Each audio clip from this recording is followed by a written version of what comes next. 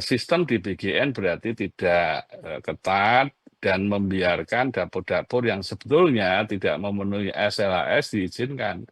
Nah, inilah kemudian akibatnya secara sistemik keracunan di mana-mana. Dalam bulan ini, pemerintah ingin menertibkan sertifikat layak higiene dan sanitasi LHS tadi, tetapi yang jauh lebih penting sebetulnya SLS itu bukan hanya soal administrasi dokumen ya, tetapi betul-betul SLAS itu menjadi instrumen perlindungan kesehatan masyarakat. Kayaknya kita udah ngobrolin juga sama Pak Edi kan ya, pekan lalu sepertinya. Yes. Nah ternyata ini Presiden juga langsung turun tangan gitu setelah tiba di tanah air dengan instruksinya untuk melakukan berbagai perbaikan. Nah Komisi 9 sendiri akan seperti apa nih? Apa berencana untuk memanggil Kepala BGN atau seperti apa nih Pak?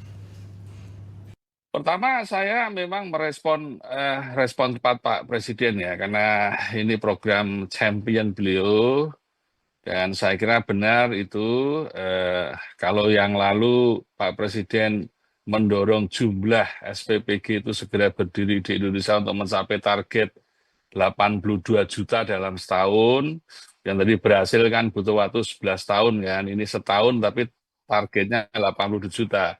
Berarti Presiden fokus pada kuantitas kan, lalu kita lihat keracunan di mana-mana. Sehingga tepat sekali kalau saat ini fokus pada kualitas. Nah, indikator kualitas itu dapur harus menerapkan standar kesehatan dan keselamatan pangan. Ini syarat mutlak dan tidak bisa ditawar lagi karena kualitas higienis sanitasi dapur itu ternyata berhubungan langsung dengan keamanan pangan dan keselamatan dan kesehatan penerima manfaat. Ini saya kira tepat. Nah, karena itu indikator utama dalam tata kelola dapur itu satu, sertifikat layak higiene sanitasi SLHS kan, dan juga sertifikat penjamah makanan. Ini kan sudah sebetulnya ini sudah diatur dalam Permenkes nomor 14 tahun 2021. Karena SPPG itu kan sebetulnya masuk kategori catering kan, tata usaha jasa boga kan. Maka mau tidak mau harus memenuhi dua hal itu. Nah, saya kira evaluasi yang dilakukan Presiden dan DPR kan memang perintahnya evaluasi menyeluruh kan.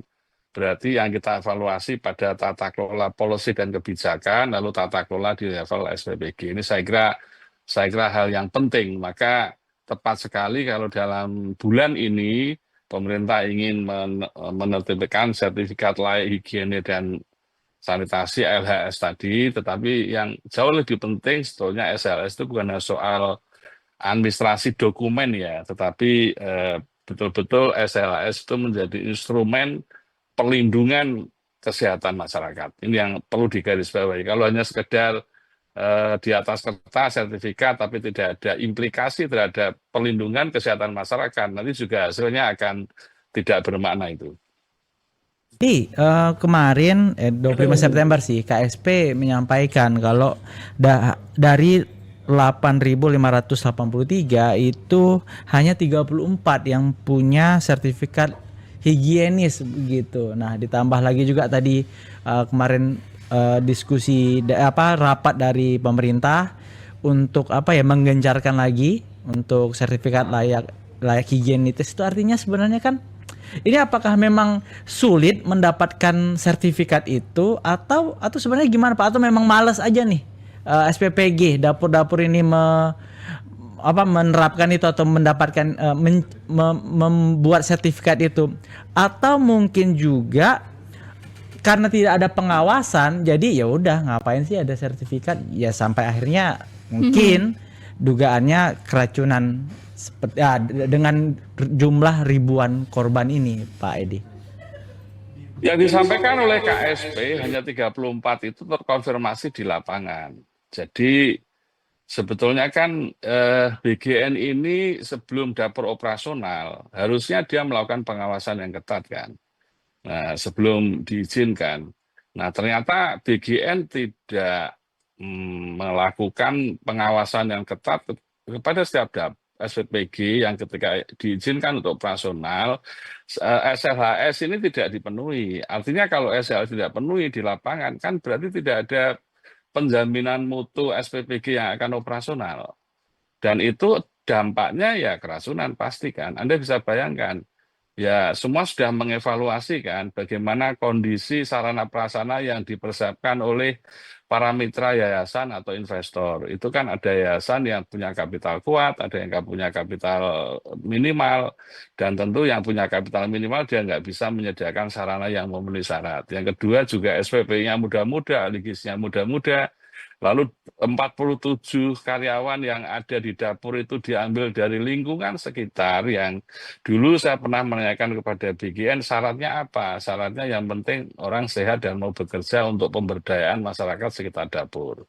Nah dengan begitu dia kan dengan minim pengetahuan dan minim keterampilan dalam soal tata kelola dapur ini. Nah ini semuanya terkonfirmasi sehingga sistem di BGN berarti tidak ketat dan membiarkan dapur-dapur yang sebetulnya tidak memenuhi SLAS diizinkan.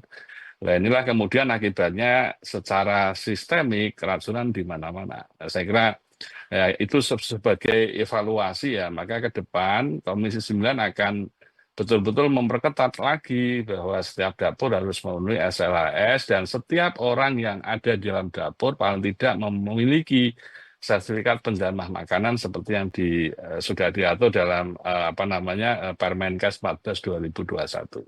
Ini saya kira. Nah, kemudian hari Rabu kami akan mengundang Kepala BGN, Kementerian Kesehatan, Badan POM, dan termasuk juga BKKBN, Mitra Komisi 9, untuk menerjemahkan perintah Ketua DPR RI mengevaluasi secara total. Nah, tentu kami akan fokus pada kualitas sekarang, bukan lagi pada kuantitas.